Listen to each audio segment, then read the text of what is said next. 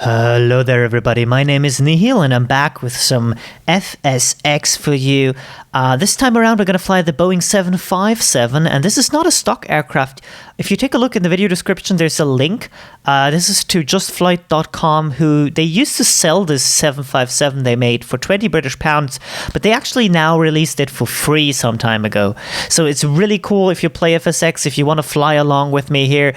Download this for free, and it's really simulated much better than any stock aircraft in FSX is. So you get a much better experience, much more realistic experience, and again, it's free. So you literally there's no downside to it at all. But anyways, let's get back to this here. I've already downloaded it, installed it. It's very simple to do. Again, just follow the link in the video description and download the aircraft. It has an installer, so it's hard to even screw up, as opposed to other plugins to FSX, which can be very tricky to install from my experience. This one is super easy, no problemo. And yeah, I've already selected it here. So the flight today, we are going to fly from Heathrow, London, of course, in England, to Paris, France, and to Charles de Gaulle Airport. I've selected realistic weather, so it's real updated weather here. And I've set the clock to 11:11 in the morning.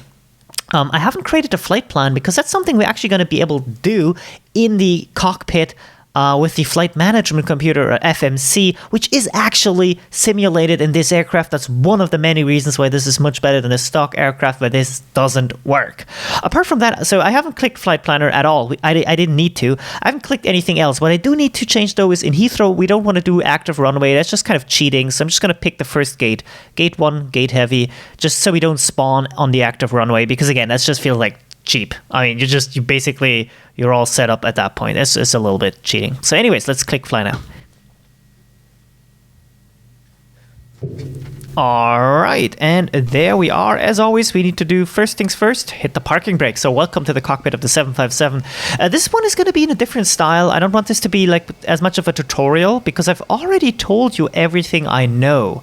Okay, if you don't know what I'm talking about, watch the Cessna video, and especially the Learjet video series, both series that I made so far, because they ended up being tutorials. This time around, I'm going to just make it this is how I fly this plane from A to B, and that's just about it.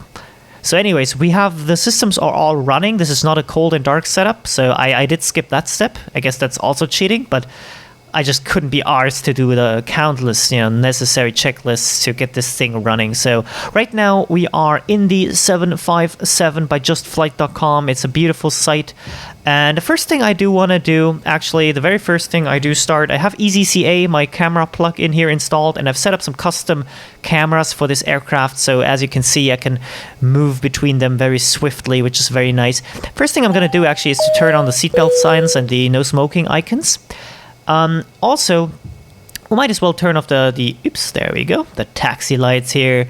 I'm just going to put, arm these or put these on. I don't really know. It doesn't really matter too much. I'm not so much of a light fanatic. I don't really know what the real applications are for most of these lights. I just kind of do them by feel. And that's probably going to get me a lot of hate from people that know what they're doing. Anyways, so before we worry about the autopilot panel here, I'm actually going to do the most important step here, and this is the FMC, and we're going to program our flight. So first of all, let's turn the FMC on here. The cruise speed is set to 300 and cruise level 330. That's perfectly fine for me. So we're going to hit the route button. So our departure right here is from, where is it? EGLL. That's Heathrow. I couldn't find the E there for some reason. I was just blind or an idiot. And La France PG.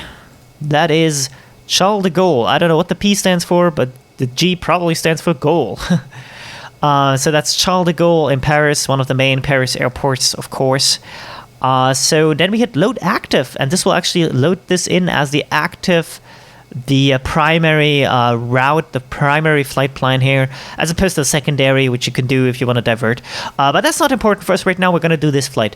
We have a number of waypoints here, so you can see our flight is going to go from Heathrow to MID, SFD, WAFU, whatever, Hardy, Xidl, DPE, And then we have more. We have Sokmu Meru, and then finally we are in Charles de Gaulle. So it's 209 miles to fly today. Not a very long distance at all, so it should be pretty quick here.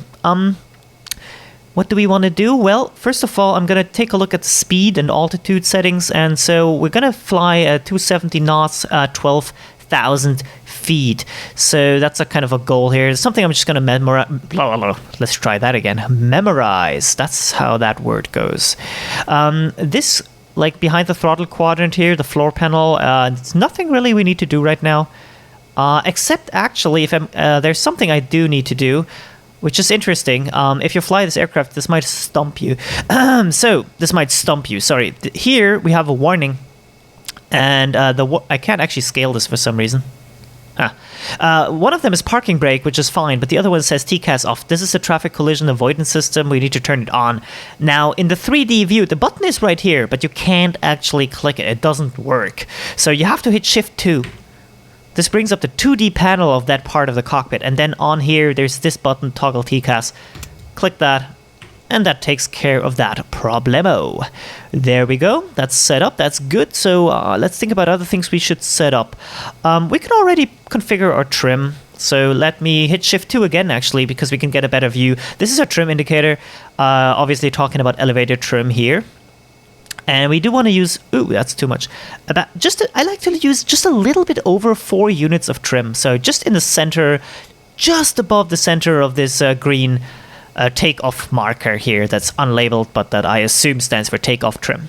So trim is set. Lights for taxiing are set. We could do flaps later. The flight route is programmed. Now the autopilot, that's the other thing I want to kind of work on here. So we set the first altitude we're going to climb to is 12,000 feet. One thing I do that I don't know if it's okay to do, but I hit the hold button right there, like right away. And since the autopilot isn't engaged, nothing happens, obviously.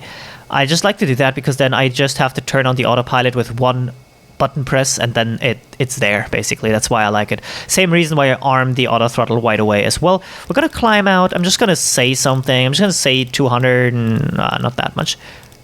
206 sounds good. 206 knots climbing out. Speed. Heading. I don't know which runway we're going to take, so I'm going to leave heading open as well for now. Okay, so that sets up the autopilot preliminary for now. Everything else seems to be pretty good and in order. So unless I've forgotten something really big, I do believe it is actually time to taxi. Before we can taxi, we will of course remove the parking brake. And then Shift P. And I will start the pullback here. So now we're not going to fly with ATC. We're really just going to use this kind of flight management here, okay? This is our ATC for this flight. This is our own flight plan. Which reminds me, we can already switch this selector to GPS here, just for later. Because we're going to fly LNAV later on. So this is the flight plan we're going to take. We can already kind of see our route here. So we don't have any ATC, so that's why we didn't ask for taxi clearance. In reality, of course, we would have asked for taxi clearance before taxiing. So that also means we don't really get progressive taxi, so we don't get the yellow arrows on the ground. We don't know what we're supposed to, like what route we're supposed to take on the taxiways to the runway. So what we do here is we basically just taxi to the end of any given runway and just take off and pretend that we have runway clearance, takeoff clearance, I mean, and but that we have that we visually we can check that there's nothing on the runway, and then that's just about it. All right, pushback is almost there. I want to stop it in just a second or two here. Oh, there's a truck driving into our aircraft. Oh, that was interesting. Anyways, Shift P. We should... There it is. We could turn around this way. That would actually be better. I think there's a runway all the way there because there's red signs, which are the runway enter signs. We're going to turn right. Okay, so let's give it a little bit of N1 here. Parking brake is still released, so we can do this. I find that the aircraft starts moving at about 44 N1, so I'm just going to target 45. And you should see it start moving right around now. 44, 45. There we go. You can see I'm kind of throttling up there. So now we're almost at 50% N1. Gonna let that spool up a little bit and make this corner. And yeah, we're just gonna basically taxi for a little bit now. It's just really boring, and I might as well just put a time lapse on it because there's nothing interesting going on here. I'm really just taxiing in a random direction to find the runway that I can eyeball and just take off. The direction doesn't really matter. We can correct our direction when we're in the air anyways, so I'm not too fussed about it. So let's speed this up here a little bit. See you in a bit.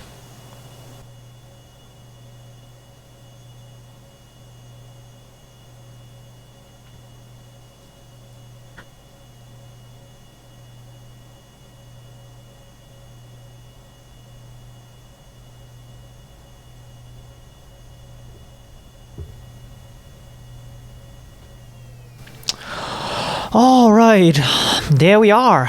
Long taxiways like that just kind of sort of make me realize that in the end, an airline pilot is really just a glorified bus driver sometimes when they're on the ground, if you think about it. Anyways, we're turning onto this runway here, which I don't know which one it is yet, but we'll see that in just a second. Just give it a little bit more throttle here to get started. To make that final turn very softly, so that no passenger gets bumped. Okay, so we are taking off from 27 left, as you can see. So this is the hold short of runway line right here that we see on the ground. Just gonna quickly check. Runway looks clear. Is that an aircraft? Nah, no. It's just a sort of stationary light there. That was interesting. So we could actually access the runway here. We're going to pretend we have clearance for that. So 27 left means we're going to pre-arm this heading bug. It's not really pre-arming. That doesn't even make sense. I don't know why I said that. 270, we're just going to set the heading. There we go. I'm going to be late for that turn. There we go. All right, so heading is plugged in.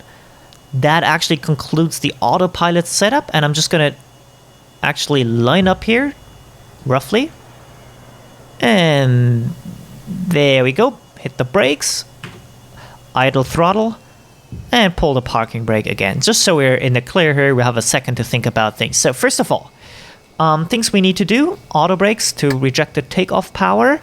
Flaps, we're gonna take off with 5 degrees of flaps, I'd say. That's stage 2 of flaps. The autopilot is actually set up. The heading hold needs to go on. Now it is actually set up. So taxi lights off, landing lights on. Every other light is already enabled. Passenger icons are set. These are the passenger icons, not those. Trim is set. Speed brake is in. Flaps are set. Climb out power is set, 206 knots. Yeah, that's just about everything I can think of. So let us take off. So when we take off here, we have 2 goals. The first one is actually to keep centered on the center line, obviously, with the rudder. The other goal is actually to set a good power. Now, I'm not a fan of using 100% power or 100% N1 and more. Some people do that. As far as I know, that's not really what you're supposed to do. So what I try and go for is between 90 and 95% N1 is what I try. So basically what I'm doing is I'm staying centered, but at the same time, I'm trying to adjust my throttle on my Xbox controller here, which is really awkward. But just clicking the Y and the B button to go faster and go slower, and try and set the takeoff power to the right value, just under full power, basically. Anyways, enough talk. Let's actually do that. Parking brake is relieved. Camera view is in, and we can actually give it a bit of power first of all. Kind of let it stabilize. Everything looks extremely symmetrical, so we can actually give it toga power, basically. That's 70. I'm just bumping it up. At the same time, I'm trying to look at the runway as much as possible, kind of multitasking. That's why you have 2 people in an aircraft usually flying. And it looks like I managed to set the power to 92 and a little bit, which is perfect. And now it's just about staying centered and watching your speed. 90 knots right now. 100. gonna say V1 right here. We're gonna rotate it about 155.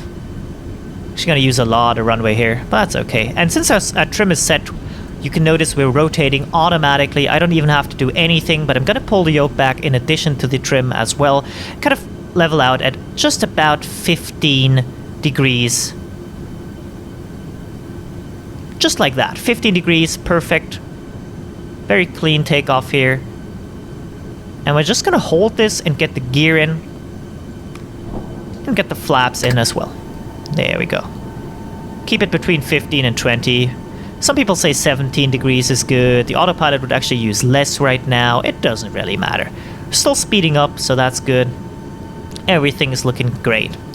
At this point, I mean, it's 1,500 feet. I'm just gonna turn on the autopilot because I'm lazy and I'm a lazy person. And there we are, 2,000 feet. Autopilot. I can't speak today. Autopilot is doing its thing. It's actually pulling the nose down quite a bit because we're only set to actually climb at 1,500, which is a little bit low in my opinion. So I set this to 2,000. I'm gonna also set the speed to 250. And the auto throttle is kicking in now. Everything is good. Everything is looking great. So we can switch to LNAV at this point as well, which just basically turns on GPS navigation, if you want to call it that. It's not the real term. It's just LNAV. And it basically at this point we are on the flight plan. We're on next to the flight route, and it's going to automatically trace this for us. So it's very nice. The auto brakes were set to off, which is correct. Flaps are in. Gear is up.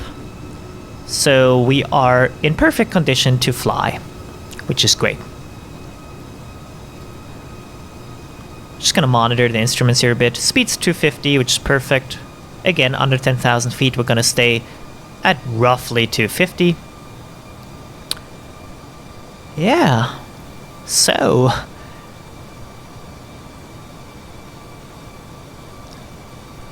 guess that's pretty much it for the takeoff. So I'll probably see you again when it's time to descend. Until then. And hopefully I haven't fallen out of the sky at that point, because that would really suck for me. Probably be pretty funny for you though. I've actually tried making this video a couple of times, and certain I really can't speak today. I don't know what it is. Jesus. Bad speaking day, I guess. Some catastrophes is what I meant to say have happened. I've fallen out of the sky. I've had missed approaches. I've had to get to actually had to learn this aircraft. It's a little bit more difficult to fly, I'd say, than the stock aircraft, just because it's more realistic and because I'm using realistic weather right now, which, talking of, seems to be excuse me, seems to be okay, but we're having what seems to be 28 knots of crosswind, which is actually quite a bit. Nothing problematic, but just it's all good. A little good breeze there, I'd say. Anyways, I've been rambling on. I will see you again when it's time to descend.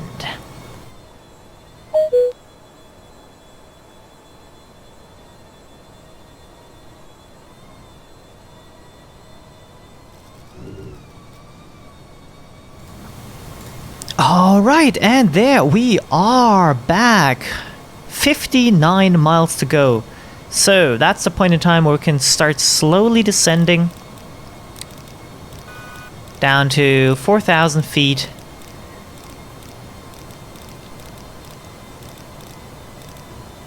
We don't have to drop altitude this fast. I'm just gonna go start out with 1,000 feet per minute, just to be on the safe side, essentially.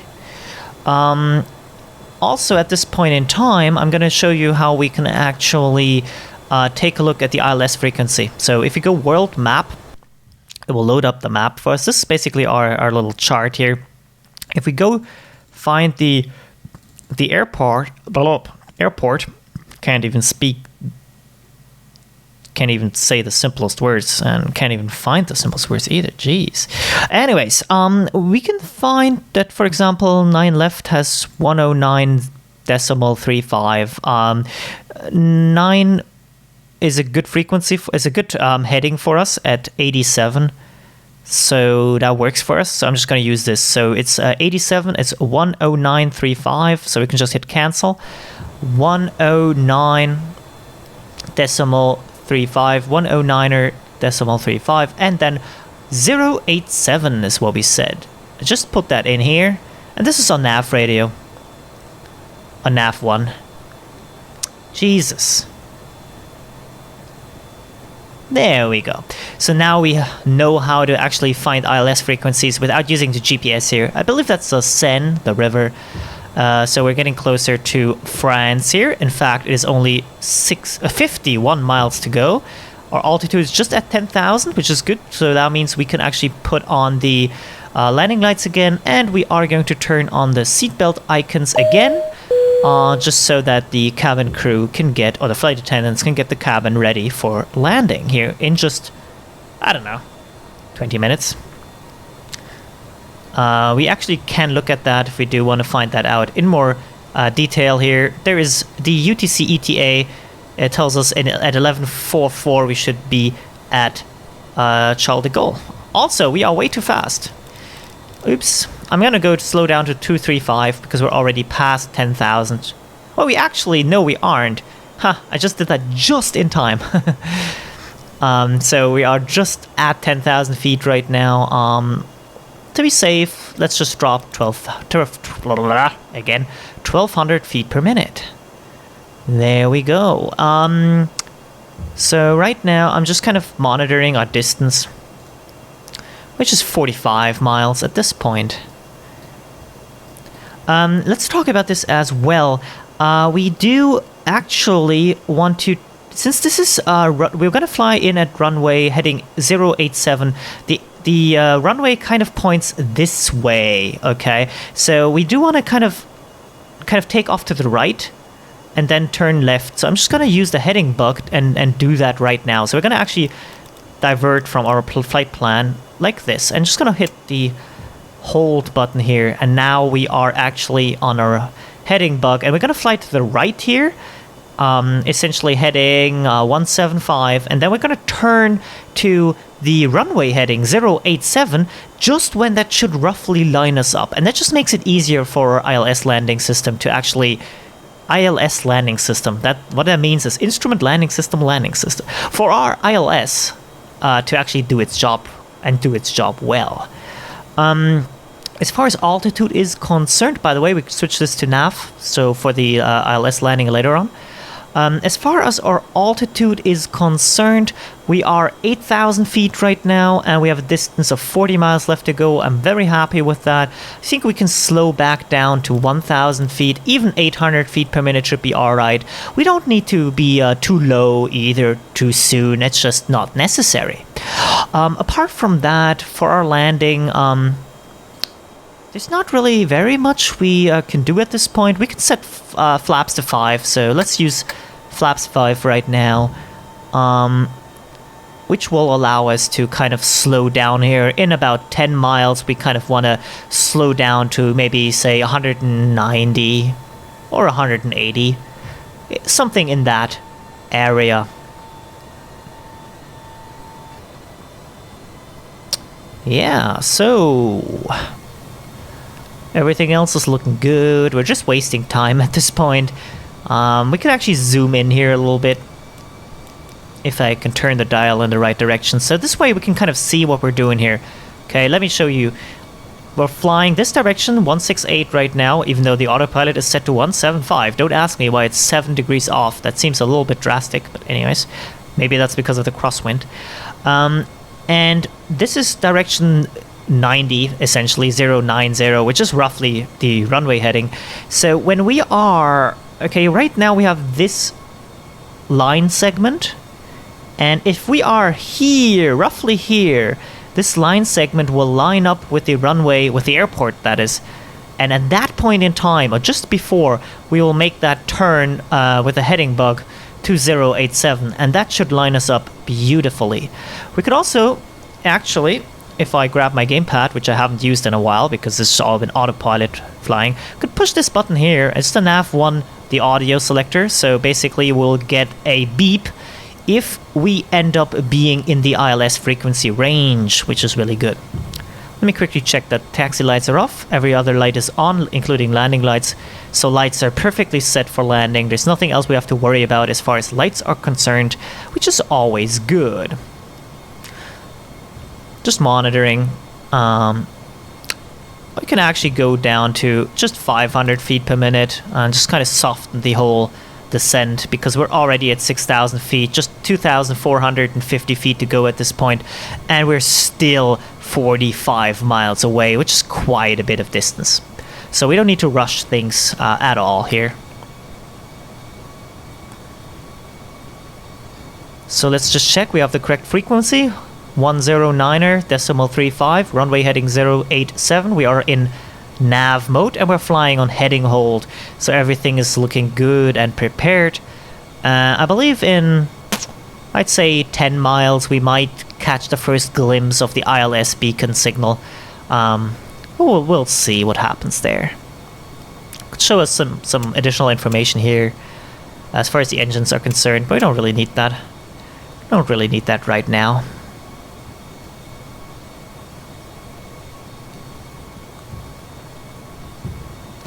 So yeah, that's France.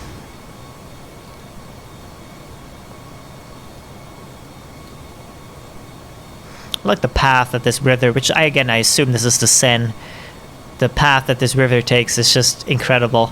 It's just this kind of zigzag across the country. It's pretty cool. I didn't know it did that. Let's take a look here so we don't miss our turn. Yeah, just a minute more. I'll give it maybe a minute, 30 seconds to a minute, and we can actually turn left and continue to actually close in on the runway. And we've done this kind of this leg here, this kind of L shape almost, and that has allowed us to just drop the altitude so very subtly and slowly. So that's always good. Never ever rush a landing. Always going to result in a bad time in a real aircraft, I assume. Not that I would know that, but I would assume. But I can tell you more than enough horror stories about FSX and rushing approaches and basically falling out of the sky because of that. Anyways, let's turn left. 087.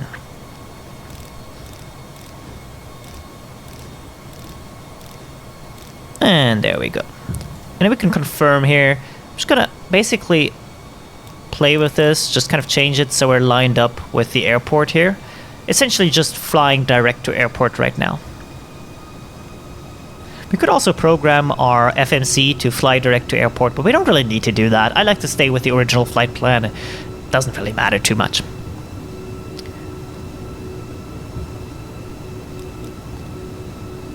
You can see I'm adjusting this heading bug here to stay on top of the LFPG airport here, and I wonder if we could actually zoom in. Nah, that's not a good idea, because then we lose track of the actual airport, and you're gonna have to keep messing with the heading here. It's gonna go off center every now and then, but that's all right. We don't need to be too exact. Of course, that's the part where the ILS landing system ultimately comes in and actually takes the job of lining up with the runway away from us, and also the glide slope. That was the altitude alert. That just means we're within, 900 feet or roughly 1,000 feet of our altitude that we selected, and that's all good and great. And that is actually at the same time our little reminder. And if you direct our eyes to this screen right here, the artificial horizon, the primary flight display, PFD rather, we can see that our basically the localizer here for the horizontal component came in, so it's now the diamond is there. But we gotta wait until the glide slope comes in as well, and that's gonna take another 20 miles maybe, so there's still a lot of time to waste basically. That's good, because we're also definitely too fast here. We might as well use this time to slow down to the required 180. It's exactly the same approach speed we've selected to choose. We've chosen in the Learjet. Again, I have no idea why I cannot speak right now. It must be some sort of weird tiredness thing. I'm really tired. I got up at 5:30 in the morning. And yeah, now it's actually like 11 p.m. So I'm falling asleep here. But anyways, there's the glide slope. That's great. We are now actually on the glide slope, so we can actually... That came in way faster than I thought. Wait, that's not correct at all. This is completely screwed up. Okay, this says 57. That's completely wrong. Okay, never mind. That's interesting because we're flying direct to the airport. This is actually wrong. This is the right distance, 24. That's why it's coming in. Never mind. That was a bit chaotic, but it's all good. All we need to do is hit the localizer button right here, and that will actually start to align us with the runway here. Thankfully, I noticed that in time. Jeez. Because this says 557 distance to the actual airport, but that's not true. Literally, it's 24.7 nautical miles distance. This still wants to route us back to this waypoint here and then over from here over to the airport. Makes a lot of sense if you know what it does, but if you don't know what it does, it can get confusing. So anyways, flaps are 5. That's good. We can actually go ahead, set flaps to 15 at this point. So that's stage 3 flaps coming up right there. Coming down, I guess you would say. We shall push our nose down a little bit because it means we'll apply a little bit more throttle. From the auto throttle, speed is set, lights are set. Everything else we have to worry about later. The glide slope indicator just came alive. When it touches... Or this is also the glide slope. It's just a little bit higher resolution here. It's easier to see. When this is around this ring here, that's the time where we hit this button right here, which is the approach hole switch. And again, if you don't know what any of that means, if you're completely confused and lost in the dark, watch my previous Learjet video and it's all explained. Right now, I hit the approach button.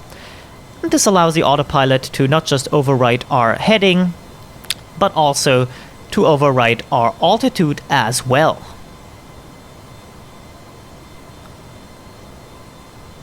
Which it will most likely do as soon as we reach, or as soon as this diamond, I should say, actually reaches this middle line.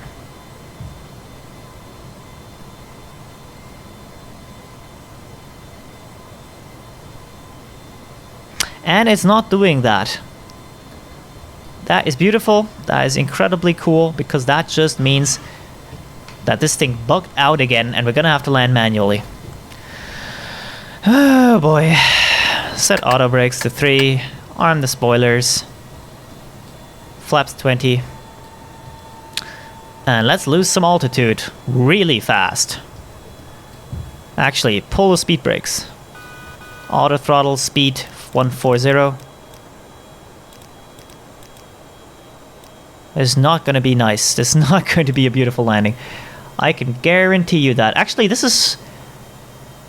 Let's try and go for the airfield over there. Not this one in the foreground. The one in the background. That seems more realistic. If only I would understand why this happens. I did everything right. I just can't believe it sometimes. I was right there. I'm on nav. I was on heading bug. I hit the localizer. 2500.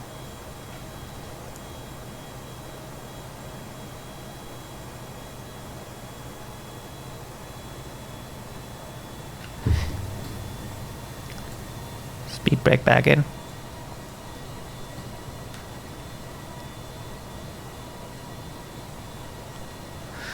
That is so frustrating. I've tried to record this video so many times and the ILS just doesn't work for some reason every time I record a video. Anyways, I'm just gonna manually land it then. Say screw it. Get rid of this as well. So frustrating. Still need to brake out to the left here to actually line up with the runway that I can't actually see, so that's great. Can still divert to the right here if we wanted to. Oh, that's the runway that just popped in. Well, that's completely not in our direction. So let's actually go and line up here to the right of us with those runways. They look much nicer. Drop in 600 feet, 800 feet, somewhere in between. That's good. Poppy lights are actually really good. So we just need to line up properly right now and not lose too much altitude in this turn. 1700.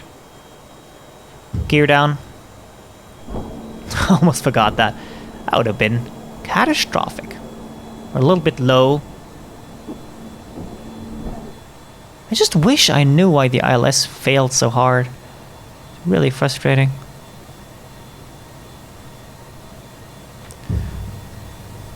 There we go. Back to good poppy lights. 2 white, 2 red. Need to line up a little bit better though.